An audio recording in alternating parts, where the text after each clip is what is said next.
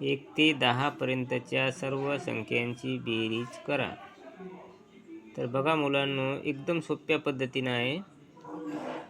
1 ते 10 पर्यंत बेरीज करण्यासाठी आपल्याला 1 ते 10 मधला अंक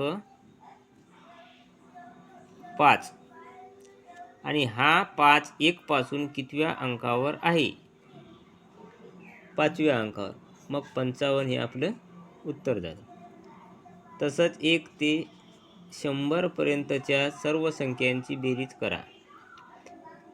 तर बघा, 1 ते 100 पर्यंत मधला अंक 50 आणि 1 पासून 50 हा कितव्या क्रमांकावर आहे? तर 50व्या. 5050 हे आपलं उत्तर आहे. प्रत्येक संख्येची बेरीज अशाच प्रकारे येते.